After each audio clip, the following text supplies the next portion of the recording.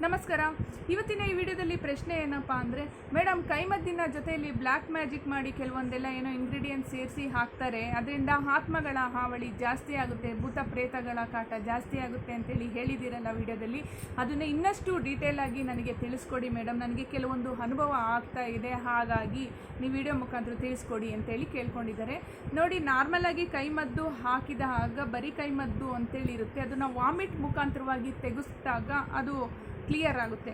ಕೆಲವೊಬ್ಬೊಬ್ಬರು ಈ ಆತ್ಮಗಳನ್ನ ಬಂಧನ ಮಾಡಿಕೊಂಡು ಅದನ್ನು ಮಸಿ ತೆಗೆದು ಅಲ್ಲಿಂದ ಈ ಒಂದು ಕೈಮದ್ದಿನ ಜೊತೆಯಲ್ಲಿ ಸೇರಿಸಿ ಹಾಕಿದಾಗ ಏನಾದ್ರು ಇಂಟೆನ್ಷನ್ ಇಟ್ಕೊಂಡು ಮಂತ್ರಮುಖೆಯಿಂದ, ಆಗ ನಿಮಗೆ ಆತ್ಮಗಳ ಹಾವಳಿ ಜಾಸ್ತಿ ಆಗುತ್ತೆ, ಆತ್ಮಗಳು ಕಾಡೋದಕ್ಕೆ ಶುರುವಾಗುತ್ತೆ. ಮತ್ತು ಭೂತ ಪ್ರೇತಗಳ ಕಾಟ, ಭೂತ ಹಿಡ್ದಂಗೆಲ್ಲ ಹಾಡೋವಂಥದ್ದು, ಸಿಟ್ಟು ಬಂದು ಕೈಯಲ್ಲಿದ್ದಂಥ ಸಾಮಾನೆಲ್ಲ ಚೆಚ್ಚಾಕುವಂಥದ್ದು, ಇದ್ದಕ್ಕಿದ್ದಂಗೆ ನೀರು ಚೀರೋ ಅಂಥದ್ದು, ಕೂದಲು ಕೆದರ್ಕೊಳ್ಳೋ ಅಂಥದ್ದು, ಒಂಟಿಯಾಗಿರಬೇಕು ಅಂತ ಅನ್ಸೋದು, ಒಂಟಿಯಾಗಿ ಕೂತ್ಕೋಬೇಕು, ಇದು ಸಖತ್ತು ನೀವು ಖುಷಿಯಾಗಿದ್ರೂ ಕೂಡ ಅಳ್ತಾ ಇರಬೇಕು ಅಂತೇಳಿ ಅನ್ಸೋದು, ಎಲ್ಲಿ ಹೋಗೋದಕ್ಕೂ ಹಿಂಸೆ ಅನಿಸುತ್ತೆ, ಏನು ಮಾಡೋದಕ್ಕೂ ಹಿಂಸೆ ಅನಿಸುತ್ತೆ, ಇರೋ ಕೆಲಸನೂ ಬಿಟ್ಟು ಸುಮ್ಮನೆ ಕೂತ್ಕೊಂಡ್ಬಿಡ್ತೀರ ಸೋಂಬೇರಿಯಾಗಿ, ಊಟ ಮಾಡೋಕ್ಕೆ ಹೋದ್ರೂ ಒಂದೆರಡು ತುತ್ತು ಊಟ ಮಾಡ್ತಿದ್ದಂಗೆ ಹೊಟ್ಟೆ ತುಂಬುತ್ತೆ, ಈ ಥರದ್ದೆಲ್ಲ ಸಮಸ್ಯೆ ಆಗ್ತಾ ಇರುತ್ತೆ. ಅದು ಏನಾದ್ರು ಇಂಟೆನ್ಷನ್ ಇಟ್ಕೊಂಡು ಈ ರೀತಿಯಾಗಿ ಹಾಕಿದಾಗ ಇಂತಹ ಸಮಸ್ಯೆ ಉಂಟಾಗುತ್ತೆ.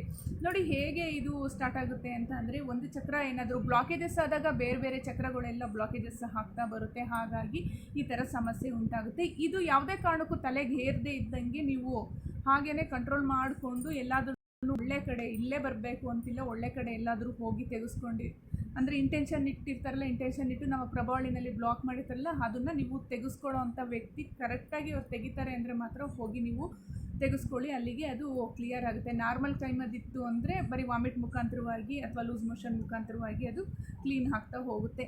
ಇಲ್ಲ ಅದು ಹೇಗೆ ಬಂದು ಸೇರ್ಕೊಂಟು ಅದು ವಾಪಸ್ ಹೋಗಬೇಕಾದ್ರೂ ಕೂಡ ನೀವು ಒಂದು ಬೆವರ್ತೀರಾ, ಇಲ್ಲಾಂದರೆ ಸಿಕ್ಕಾಬಟ್ಟೆ ಕಣ್ಣಲ್ಲಿ ನೀರು ಬರೋದು, ಹಾಕ್ಲಿಕ್ಕೆ ಬರೋವಂಥದ್ದು, ಇಲ್ಲ ಬಾಯಿಂದ ಹೊರಗಡೆ ಹೋಗೋಂಥದ್ದು, ಮೈಯಿಂದ ಯಾರಾದರೂ ಒಬ್ಬರು ಎದ್ದೋಗ್ತಾ ಇದ್ದಾರೆ ಅನ್ನಂಗೆ ಫೀಲ್ ಆಗೋವಂಥದ್ದು, ಈ ಥರ ಒಬ್ಬೊಬ್ರಿಗೆ ಒಂದೊಂದು ರೀತಿಯಾಗಿ ಅನುಭವ ಆಗ್ತಾ ಹೋಗುತ್ತೆ. ಈ ಭೂತ ಪ್ರೇತಗಳ ಕಾಟ ಅಂತ ಅಂದರೆ, ಈಗ ನಮ್ಮ ಹಿಂದೆ ಮುಂದೆ ಯಾರೋ ಒಬ್ಬರು ಓಡಾಡ್ತಿದ್ದಾರೆ ಅಂತ ಅನ್ನೋ ಹಾಗೆ, ನಮ್ಮ ಬೆನ್ನಿಂದೆ ಯಾರೋ ಕೂತ್ಕೊಂಡಿದ್ದಾರೆ, ನಮ್ಮ ತೊಡೆ ಮೇಲೆ ಯಾರೋ ಒಬ್ಬರು ಕೂತ್ಕೊಂಡಿದ್ದಾರೆ, ಭಾರ ಆಗ್ತಾ ಇದೆ ಅಂತ ಅನ್ನೋಂಗೆ ಎಲ್ಲ ಫೀಲ್ ಆಗ್ತಾ ಹೋಗುತ್ತೆ. ಇದು ಒಂದು ಆತ್ಮ ಏನಾದ್ರೂ ಸೇರಿಕೊಂಡು ಏನಾದ್ರು ಸಮಸ್ಯೆ ಮಾಡ್ತಾ ಇತ್ತು ಅಂದರೆ ಬೇರೆ ಬೇರೆ ಅಕ್ಕಪಕ್ಕದಲ್ಲಿರ್ತಕ್ಕಂಥ ಕೆಟ್ಟ ಆತ್ಮಗಳನ್ನು ಸೇರೋದಕ್ಕೆ ಶುರುವಾಗುತ್ತೆ.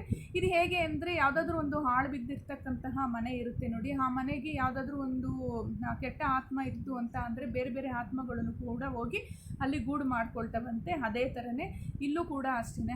ಹಾಗಾಗಿ ನಮ್ಮ ಹಳೆ ಕಾಲದ ಜನರೆಲ್ಲರೂ ಕೂಡ ಅರಳಿ ಮರ ಪ್ರದಕ್ಷಿಣೆ ಮಾಡೋದಂತೆ, ಮನೆಯಲ್ಲೇ ಪೂಜೆ ಪುನಸ್ಕಾರ ಧ್ಯಾನವನ್ನು ಮಾಡೋದಂತೆ, ಈ ಥರದ ಕೆಲವೊಂದು ಪದ್ಧತಿಯನ್ನು ರೂಢಿಸ್ಕೊಂಡು ಬಂದಿದ್ದರು. ಹಾಗಾಗಿ ಅಷ್ಟೊಂದು ಸಮಸ್ಯೆ ಏನೂ ಆಗ್ತಾ ಇರಲಿಲ್ಲ. ಈಗಿನ ಒಂದು ಜನ್ರೇಷನ್ನಲ್ಲಿ ಏನಪ್ಪ ಅಂತ ಅಂದರೆ, ನಮ್ಮನ್ನು ನಾವೇ ನಂಬೋದು. ಮೊದಲನೇದಾಗಿ ನಮ್ಮನ್ನು ನಾವು ಪ್ರೀತಿಸಬೇಕು, ನಮ್ಮನ್ನು ನಾವು ನಂಬಬೇಕು. ಅದಾದಮೇಲೆ ನಮಗೆ ನಾವು ಯಾವಾಗ ಫುಲ್ಲು ಕಾನ್ಫಿಡೆಂಟ್ ಇಟ್ಕೊಂಡಿರ್ತೀವೋ ನಮ್ಮ ಮೇಲೆ, ನಮ್ಮ ಕೈಲಿ ಸಾಧ್ಯ, ನಮ್ಮ ಕೈಲಿ ಇದು ಹಾಗೆ ಆಗುತ್ತೆ, ನಮಗಿಂತ ನಮಗಿಂತ ದೊಡ್ಡ ಶಕ್ತಿನ ಅದು, ಕೆಟ್ಟ ಶಕ್ತಿ ಅನ್ನೋದು ಅಂತೇಳಿ ಒಂದು ಮೈಂಡಲ್ಲಿ ಇಟ್ಕೊಂಡು ನೀವು ಜಸ್ಟ್ ಇಷ್ಟು ಮೈಂಡಲ್ಲಿ ಇಟ್ಕೊಂಡ್ರೆ ಈಗ ನಿಮ್ಮದು ಅರ್ಧ ಸಮಸ್ಯೆ ಬಗೆಹರಿದಂಗೆ ಆಗುತ್ತೆ. ಈ ಥರ ಒಂದು ಮೈಂಡ್ ಇಟ್ಕೊಂಡು ನೀವು ಬೇರೆ ರೀತಿಯಾಗಿರ್ತಕ್ಕಂತಹ ಹೋಗಿ ಮೆಡಿಷನ್ ತಗೊಳ್ಳೋದು, ಇಲ್ಲ ಪೂಜೆ ಪುನಸ್ಕಾರ ಮಾಡೋದು, ಆಂಜನೇಯ ಸ್ವಾಮಿ ಪ್ರದಕ್ಷಿಣೆ ಮಾಡೋವಂಥದ್ದು ಮಾಡ್ಬೋದು. ಅಥವಾ ಒಳ್ಳೆ ಕಡೆ ಹೋಗಿ ನೀವು ಪ್ರಸಾದವನ್ನು ತೆಗೆದುಕೊಳ್ಬೋದು. ನುರಿತ ವೈದ್ಯರು ಯಾರಿದ್ದಾರೋ, ಇದ್ರ ಬಗ್ಗೆ ಯಾರು ಹೆಚ್ಚಾಗಿ ತಿಳ್ಕೊಂಡಿದ್ದಾರೋ ಅಂಥವ್ರ ಹತ್ರ ಹೋಗಿ ಟ್ರೀಟ್ಮೆಂಟ್ ತಗೊಳ್ಳೋದು ತುಂಬ ಸೂಕ್ತ. ಅದೇನಾದ್ರು ತಲೆಗೆ ಹೇರಿದ್ರೆ ಉಳಿಯೋದು ಕಷ್ಟ ಇರುತ್ತೆ. ನೋಡಿದ್ರಲ್ಲ ವೀಕ್ಷಕರೇ, ಇವತ್ತಿನ ಈ ವಿಡಿಯೋ ಇಷ್ಟ ಆದಲ್ಲಿ ಲೈಕ್ ಮಾಡಿ, ಇನ್ನಷ್ಟು ವೀಡಿಯೋಸ್ಗಳು ನೋಡಬೇಕು ಅಂದರೆ ಸಬ್ಸ್ಕ್ರೈಬ್ ಮಾಡ್ಕೊಳ್ಳಿ. ನೆಕ್ಸ್ಟ್ ಇನ್ನೊಂದು ಒಳ್ಳೆಯ ವಿಡಿಯೋದೊಂದಿಗೆ ಭೇಟಿಯಾಗೋಣ. ನಮಸ್ಕಾರ.